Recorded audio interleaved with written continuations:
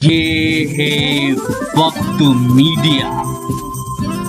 हिंदुस्तान के सूबे उत्तर प्रदेश के जिला सहारनपुर के देवबंद के पास बनहेड़ा खास गांव में यौम उर्दू के मौके पर एक कुल हिंद मुशायरे का इनेकाद किया गया। कन्वीनर रहे शायर असजद राना, मुआविन कन्वीनर रहे राव मुशर्रफ अली और चचा इंतजार, मुशीराने कन्वीनर रहे हाजी अप्पल हाफिज अकरम। मुशायरे का इफ्तिताह किया राव हकीम मशकूर अली ने, सदारत की राव इफ्तिखार प्रधान और सरपरस्ती की हाजी राव अफजाल प्रधान ने। बस में था आगे खड़ा एक दिलरुबा, अच्छा लगा मैंने जब छेड़ा उसे कुछ ना कहा, अच्छा लगा। बस में था आगे खड़ा एक दिलरुबा, अच्छा लगा मैंने जब छेड़ा उसे कुछ ना कहा, अच्छा लगा। हौसला मेरा बढ़ा और एक गुस्ताखी जो की देख उसने गाल पे थप्पड़ कहा, अच्छा लगा। क्या कहने सज्जाद। बस में था आगे खड़ा एक दिलरुबा, अच्छा लगा मैंने जब छेड़ा उसे कुछ ना कहा, अच्छा लगा। हौसला मेरा बढ़ा और एक गुस्ताखी जो की देख के उसने गाल क्या कहने गाल पे थप्पड़ कहा, अच्छा लगा। अब देखे साहब एक मतलब दो तीन शेर मुलाहिजा करें। बहुत अच्छे, वाह। कि हर कोई उसका यार है, हर कोई उसका यार है, तुम कर लो क्या करो। वाह वाह। हर कोई उसका यार है, तुम कर लो क्या करो। और मुझको भी उससे प्यार है, तुम कर लो क्या करो। क्या कहने, क्या कहने। हर कोई उसका यार है, तुम कर लो क्या करो। और मुझको भी उससे प्यार है, तुम कर लो क्या करो। थामे है मेरा हाथ कभी वो रकीब का, थामे है मेरा हाथ कभी वो रकीब का, दो नाव पे सवार है, तुम कर लो क्या करो। थामे है मेरा हाथ कभी वो रकीब का, दो नाव पे सवार है, तुम कर लो क्या करो। और मैंने सुनाया हाल तो शर्मा के यूं कहा, अच्छा क्या कहने। मैंने सुनाया हाल तो शर्मा के यूं कहा, अल्लाह की तुझ पे मार है, तुम कर लो क्या करो। बहुत अच्छे, बहुत अच्छे, बहुत अच्छे। अल्लाह की तुझ पे मार है, तुम कर लो क्या करो। और चंदा मुशायरों का करूंगा मैं बेधड़क, चंदा मुशायरों का करूंगा मैं बेधड़क, ये मेरा कारोबार है, तुम कर लो क्या करो। क्या कहने, क्या कहने, क्या कहने, क्या कहने। भाई आवाज साउंड ऑपरेटर साहब बड़े माइक की आवाज बढ़ा दी। और तुझ पे आशिक है जमाना, चूल्हा लो। क्या कहने, क्या कहने, वाह। तुझ पे आशिक है जमाना, चूल्हा लो, हो गया मैं भी दीवाना, चूल्हा लो। बहुत अच्छे, बहुत। तुझ पे आशिक है जमाना, चूल्हा लो, हो गया मैं भी दीवाना, चूल्हा लो। और मुझसे बचकर जाएगी आखिर कहाँ, अच्छा मुझसे बचकर जाएगी आखिर कहाँ। हूँ तेरा आशिक पुराना, हूँ तेरा आशिक पुराना, चूल्हा लो। और मैं देखे साहब के सामने काजी के हाँ क्या कह दिया, अच्छा सामने काजी के हाँ क्या कह दिया, पड़ रहा है सबको निभाना, चूल्हा लो। सामने काजी के हाँ क्या कह दिया, पड़ रहा है सबको निभाना, चूल्हा लो। अभी बहुत ज्यादा पानी पिलाया तो जाहिर सी बात है जितना पानी पिला रहे थे उतना निकालना पड़ रहा था बार बार, कभी पानी कभी। तो अभी मुझे भी हाजत लगी पेशाब की, तो मैंने सोचा कहाँ मुनासिब जगह नहीं मिली, पीछे की तरफ गया और सोचा कहीं यहीं हो जाए तो बढ़िया है। लेकिन पता है मदरसे में इंतजाम में तब सोचा नंबर ना आ जाए, तो मैंने एक साहब से पूछ लिया, भाई साहब पेशाब करने की जगह दिखा दीजिए। कहने लगा पहले तुम दिखाओ।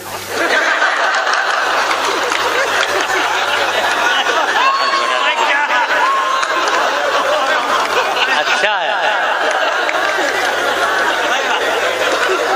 अब बताओ मैं क्या कर लूँ, मुझे बताओ मुझे क्या, मैं क्या कर सकूँ।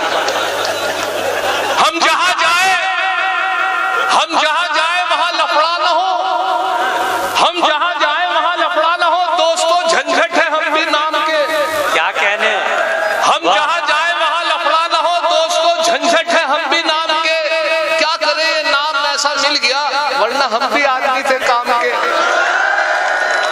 बहुत अच्छे, बहुत अच्छे। क्या करें, ये नाम ऐसा मिल गया, वरना हम भी आज। अच्छा झंझट तो ये हुआ कि अभी मस्जिद में हमारे जमात आई हुई थी, तो जमात में जो अमीर जमात थे उन्होंने एक बच्चे को ये हुक्म दे दिया, ऑर्डर दे दिया कि नमाज बाद जमात के फौरन खड़े होकर आपको ये कहना कि सभी हजरात तशरीफ रखें, इंशाल्लाह नमाज के बाद दीन ईमान की बात होगी। एक बच्चे को ऑर्डर जैसे कह देते हैं कि साहब ये अनाउंस तुम्हें करना है, और बच्चा कभी बोला नहीं था, खड़े होकर इतने आदमियों में वो घबरा गया, कहने लगा मुझे पता नहीं क्या कह दिया, मुझे क्या कहना है।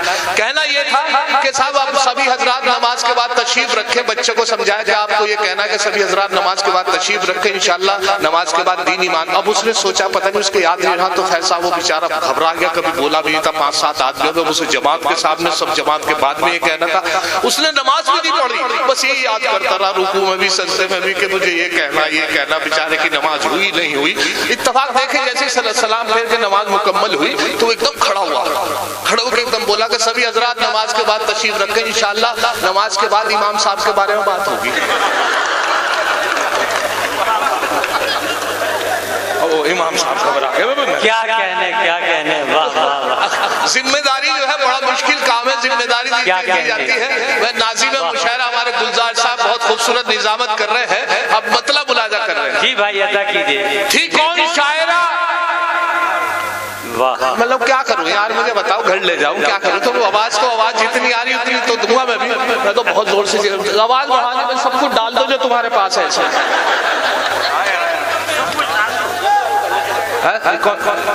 सही यहाँ से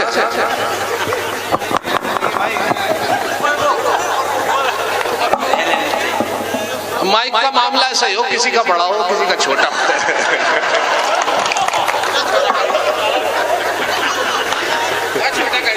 हाँ तो अपने हिसाब से नहीं, अब मुंह के सामने कर दिया ना।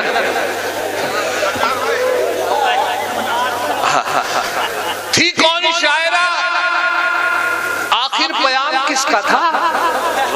थी कौन शायरा, आखिर पयाम किसका था, मुझे बतलाइए नाजिम सलाम किसका था।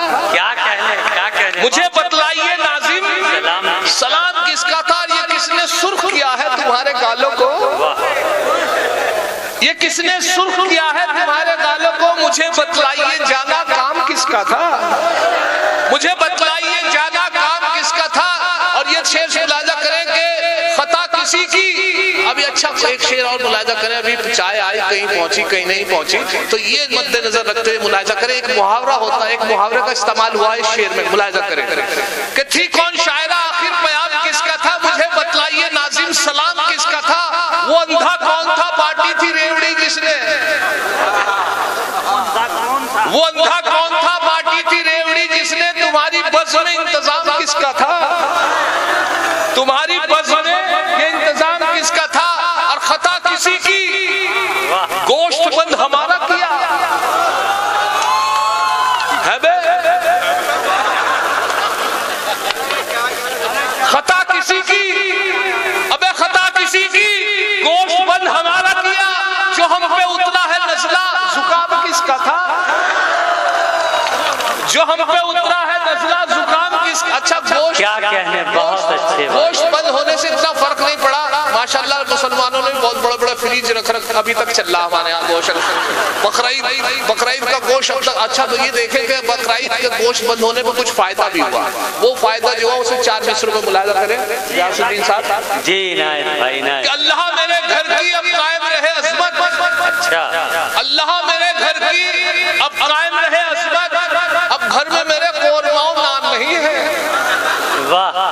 अल्लाह मेरे घर की अब कायम रहे अज़मत, अब घर में मेरे कोरमाओ नान नहीं है शुक्र खुदा, गोश्त बंद होने की बदौलत अब घर में मेरे कोई भी मेहमान नहीं है। अच्छा मेहमान गोश्त की वजह से रुक जाता, अब उसके सामने तोरी की सब्जी, भिंडी, आलू वगैरह रख दिए। अब लेकिन मेरे यहाँ मेहमान आए, गोश्त बंद था रुड़की हुए, तो मैंने सोचा यार इसकी कुछ खिदमत की जाए। तो खिदमत मैंने ऐसे की कि अंडा करी उसके साथ, क्योंकि उस गोश्त से मुतालिक मैंने कहा अंडा तो कम से कम खाए, मेहमान नवाजी हो जाएगी, तो अंडा करी रख दी। अब मेहमान के तासुरात, वो तो गोश्त सोच के आया था कि मुझे गोश्त मिलेगा, वहाँ अंडा करी सामने। खैर उसकी चेहरा जब देखा तो वहाँ 4 मिसरे हुए थे, बैठे बैठे उनकी शक्ल देख के बुलाया जाता है। कि अंडा करी को देखकर मेहमान ने ये कहा, अंडा करी को देखकर मेहमान ने ये कहा, माँ बाप से भी इनकी करा देते मुलाकात। अंडा करी को देखकर मेहमान ने ये कहा, माँ बाप से भी इनकी करा देते मुलाकात। झंझट से बोले इनके तो माँ बाप नहीं है, फिलहाल इन यतीम के ही सर पे रख दो हाथ। क्या कहने भाई, बहुत अच्छा, बहुत अच्छा। अब फार्म के अंदर इनके माँ बाप कहा। अंडा करी को देखकर मेहमान ने ये कहा, अंडा करी को देखकर मेहमान ने ये कहा, माँ बाप से भी इनकी करा देते मुलाकात। झंझट के बोले इनके तो माँ बाप नहीं है, फिलहाल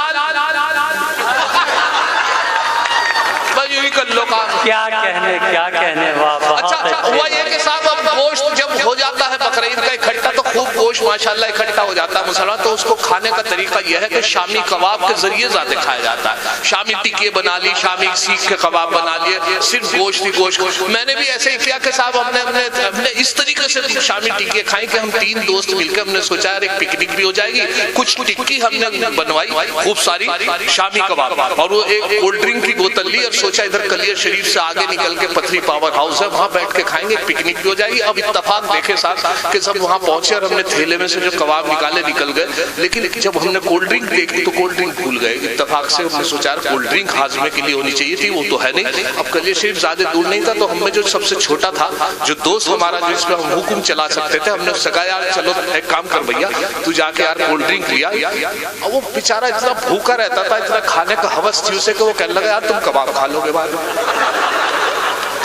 मैंने कहा नहीं ऐसा नहीं हो जाता। मैंने कहा नहीं कबाब कोई नहीं खाने का, जब तक तुम कोल्ड ड्रिंक नहीं लेके आने के, कबाब के हाथ भी नहीं लगाने के। लगे ना मैंने कहा नहीं यार नहीं खाने के, तुम यार जाओ कोल्ड ड्रिंक जल्दी से ले आओ। कर लगा यार मैंने कहा नहीं अल्लाह की कसम नहीं खाने के यार, और बता क्या क्या। अल्लाह की कसम खाई बहुत कुछ कहा, लेकिन साहब वो खैर उसके बाद भी वो चला गया हमारे कहने से, और कहने के बाद हम भी इंतजार करते रहे यार उससे वादा हुआ है कसम खाइए तो कम से कम कबाब के हाथ भी नहीं लगाना। अब इत्तेफाक देखें 20 मिनट का ये काम था, जो कोल्ड ड्रिंक लानी थी उसे आधा घंटा हो गया, वो 45 मिनट पौन घंटा हो गया, 1 घंटा हो गया, वापस 1.5 घंटा हो गया। 1.5 घंटे तक जब वो वापस नहीं आया तो हमने सोचा यार फंस गया होगा कहीं या कहीं रह गया होगा, यार कबाब ही खा लो। अब हमने कबाब शामी टिक्की उठाई और सिर्फ मुंह उठा के मुंह तक ही ले गए थे, पेड़ के पीछे से निकल के बोला अब इस तरह करोगे तो अभी जाने का नहीं।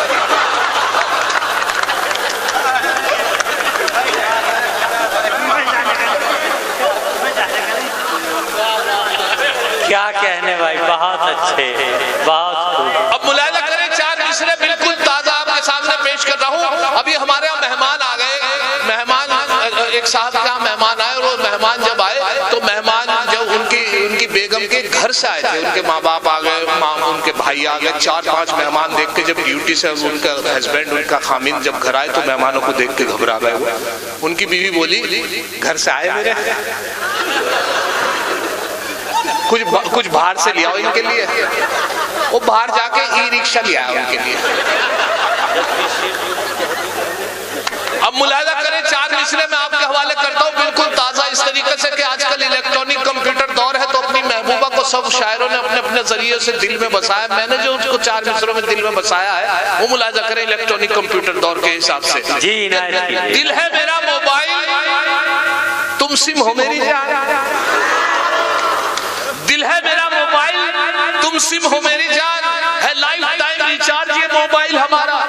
क्या कहने वाह। दिल है मेरा मोबाइल तुम सिम हो मेरी जान, है लाइफ टाइम रिचार्ज ये मोबाइल हमारा। वो बोली अगर सच है तो बस इतना बता दो, मोबाइल डबल सिम तो नहीं है ये तुम्हारा। दिल है मेरा मोबाइल तुम सिम हो मेरी जान, है लाइफ टाइम रिचार्ज ये मोबाइल हमारा।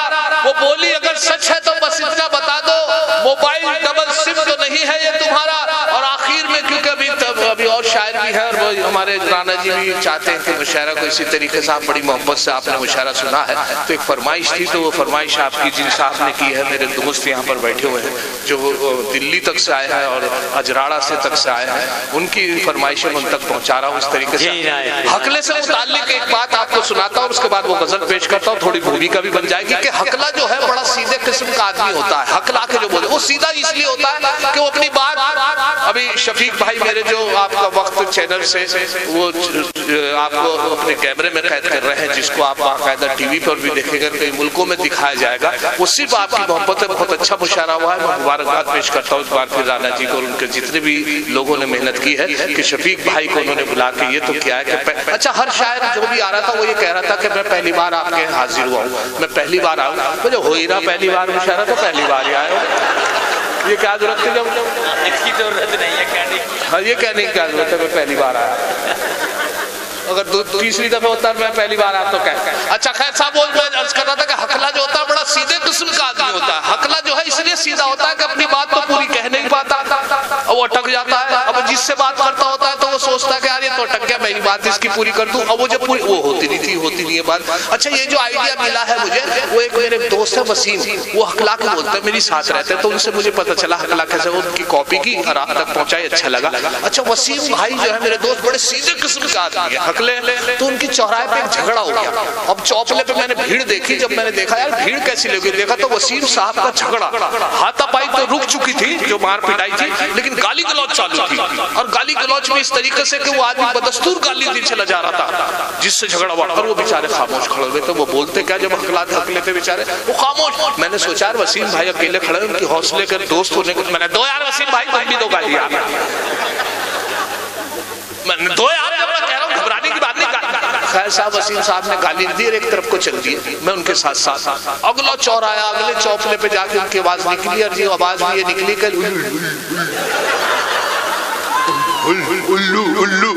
उल्लू का पट्टा।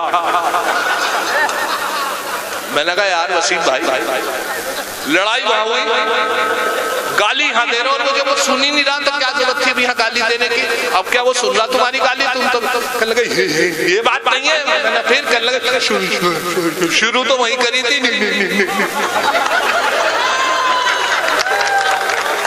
निकली यहाँ। अच्छा जब आपको अच्छा लगा तो एक और बात, अगर आपकी इजाजत क्या कहने, वो हुआ ये कि साहब एक साहब हकला के बोलते थे, उनकी शादी हो गई, और शादी की पहली रात, वो हकले की शादी, और शादी की पहली रात जब अपनी वाइफ के पास पहुंचे तो लंबा सा घूंघट निकाले बैठी थी बेड के ऊपर। अब वो अपनी उनकी वाइफ को देख के बड़े खुश हुए, लंबा सा घूंघट निकाल, लेकिन हकले थे बेचारे बड़े परेशान, उनसे इजाजत मांगने लगे बैठने की, उसी बेड पे जहां वो बैठी थी उसी बेड पे बैठने की इजाजत मांगने लगे, तो कोई जवाब नहीं मिला। जब उनसे इजाजत मांग रहे थे तो उधर से कोई रिस्पॉन्स, कोई जवाब नहीं मिला, तो खुद ही बैठ गए और बैठ के देखिए क्या माहौल उस सिचुएशन है कमरे का। तो बैठने के बाद फिर घूंघट हटाने के लिए कहने लगे। अब परेशानी उनकी देखे के करीब पहुंचे, बैठ कर उनसे इजाजत मांगने लगे बैठने की, अरे भाई तुम कहो तो बैठ। वाह, कोई असर नहीं हुआ, कोई जवाब नहीं मिला। फिर कोशिश की, अरे भाई तुम बैठ जाओ। जब कोई जवाब नहीं मिला तो खुद ही बैठ गए, और बैठ के कहने लगे लो हम खुद ही बैठ गए। अब घूंघट हटाने के लिए कहने लगे अपनी वाइफ से, कहने लगे अब घूंघट का नंबर आया तो घूंघट हटाने के लिए कहने लगे कि अरे भाई ये जो हटा दो।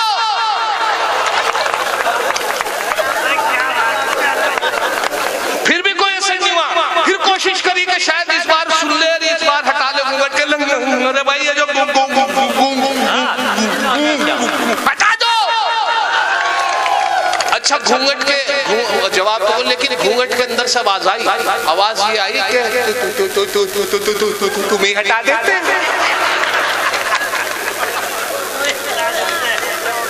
एकदम बोले वो, एकदम वो बोले, उनके हस्बैंड बोले कि कमाल हो गया, तुम तो मेरी बहन निकली।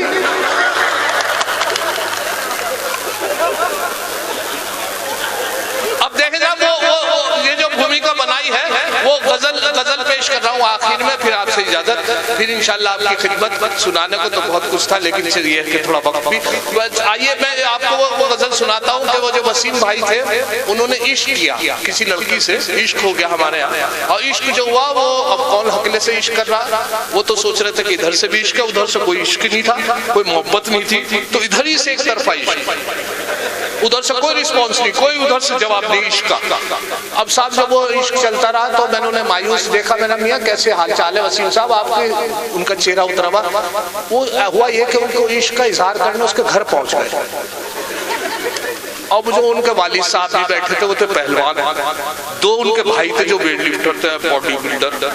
जब उन्होंने उनसे जाके कहा होगा कि साहब मैं आपकी बेटी से इश्क करता हूँ, तो उन्होंने वही जमीन में लिटा के जो सिर तोड़ा है, तीनों ने मिलकर बहुत मारा, 1.5 घंटे तक धूलम धूल, इतना मारा कि उनकी हड्डी पसली तोड़ दी, और वो बेचारे धूलम धूल बड़ी मुश्किल से अपने आप को इकट्ठा किया उन्होंने। जब वो थक गए मारते मारते, तीनों बाप बेटे जब थक गए तो एक तरफ खड़े हो गए, सांस फूल गया उनका तीनों बाप बेटों का, और वो जब बुरा हाल हो गया उनका तो अपने को समेट के खड़े होकर उनके बाप के पास गए। कल्ला जी इसका मतलब मना समझो,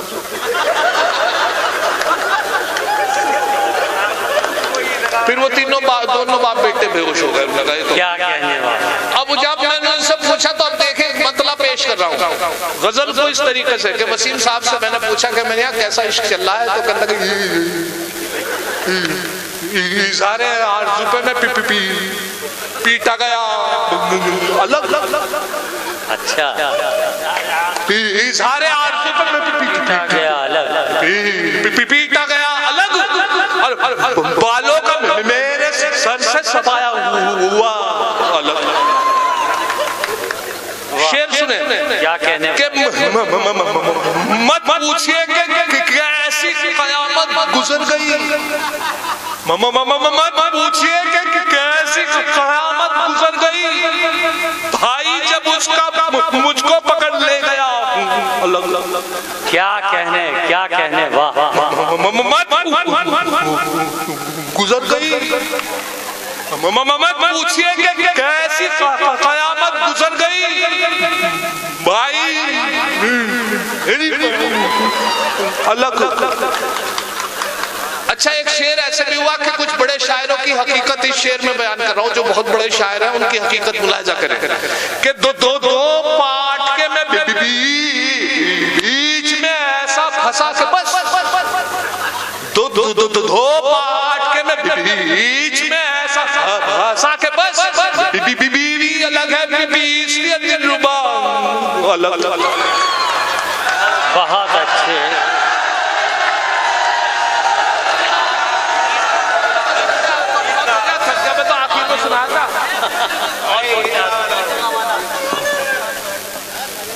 अब देखे साहब के वो एक साहब कहने लगे मुझसे के साहब एक साहब की मतलब हमारे यहाँ जो है ईद की नमाज का वक्त जो है, फरमाइश पूरी क्या ईद की नमाज का वक्त आप किसी वक्त भी रखेंगे, क्योंकि ताकीद से इसलिए रखा जाता है देरी से कि सब लोग बाजमात अदा कर लें। पूरे महीने की मेहनत होती है, रोजा आदमी रखता है तो बाजमात सब, लेकिन मजबूरी देखें हम लोगों की कि उसके बाद भी हम हमारे यहाँ 9:30 बजे का वक्त और हम फिर भी भाग के पकड़ते हैं। तो ईदगाह की तरफ देखा होगा कि आखिर में लोग भाग के पकड़ते हैं, भाई 9:30 बजे का वक्त रखा गया तो आप सब लोग इकट्ठे होकर एक साथ पढ़ सकते हैं। लेकिन अब मेरी साथ भी ऐसा हुआ, मेरी देर से आँख खुली क्योंकि चांद रात के भी देर से आँख खुलेगा। अब मैं बहुत तेज भागा, अल्लाह बड़ी तेज भागा। मैंने कहा साहब बाजमात मिल जाए पहली रकत, अल्लाह का शुक्र है साहब मैं पहली रकत से पहली जमात पहली रकत ही खड़ी हुई थी कि मैंने पहली रकत से नमाज मिल गई। लेकिन ये यकीन था कि मेरे पास मैं आखिरी मुख्तदी और मेरे बाद कोई नहीं आ पाएगा। मैं आखिरी खैर मैंने अल्लाह शुक्र नमाज नियत बांध ली। एक रकत निकलने के बाद मुझे एहसास हुआ कि 2 लड़के बड़ी तेज, उनकी एक रकत निकल गई थी, 2 लड़के बड़ी तेज भागे हुए और मेरे बराबर हाफ रहे उनका एकदम अरे बहुत बुरा हाल हो जाता, बेटे बहुत बुरा हाल था और बहुत बुरा हाल उनका।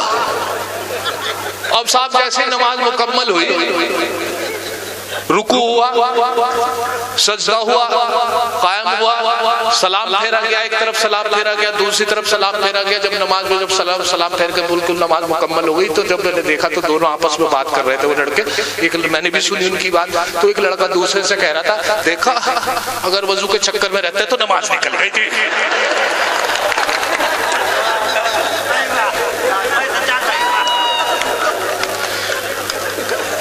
आप मुलाजा करें कि एक चार मिसरे सुना रहा हूं आपको, अपने अपने मुलाजा करें। ताज़ा मिसरे के, दाढ़ी अगर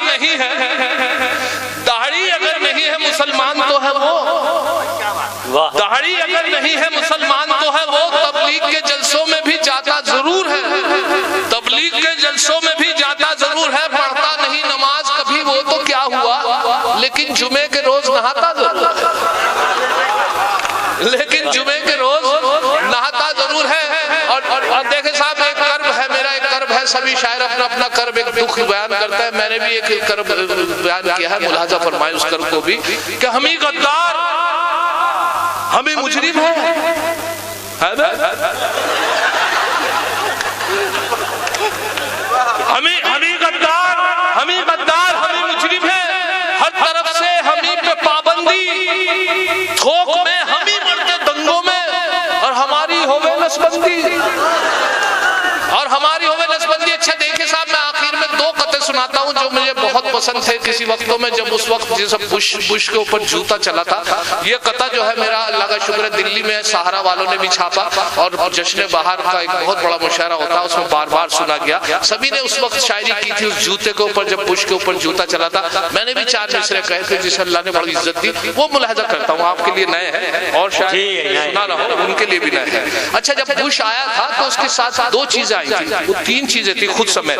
दो चीजें थी, उनकी बेगम थी लारा, जिसका नाम लारा था, अरे कुत्ता था, कुत्ता आया उनके साथ। कुत्ते का ये रोल था कि जो भी चीज बुश इस्तेमाल करता था हिंदुस्तान में, पहले उसे कुत्ता सूंघता था, फिर उसे बुश, चाहे वो कमरा हो, चाहे बेड हो, चाहे खाना हो, चाहे कुछ भी हो, वो यहाँ तक के गांधी जी की परिक्रमा करनी थी, घूमना था उससे चारों तरफ, बुश को तो पहले कुत्ते को घुमाया था, बाद में बुश को घुमाया था, या आपने टीवी के माध्यम से भी देखा होगा। तो पहले उसको कुत्ता, हर चीज में पहले कुत्ता, बाद में बुश। अब चार मिसरे मुलाजा करें कि ताकत का एक मंजर मैंने अजीब देखा, ताकत का एक मंजर मैंने अजीब देखा, कुत्ते थे आगे आगे, पीछे था उनके बुश। ताकत का एक मंजर मैंने अजीब देखा, कुत्ते थे आगे आगे, पीछे था उनके बुश। और कैसे बताऊं झंझट कितने थे बहादुर, दोनों बिदक के भागे, मैंने जो किया हुश।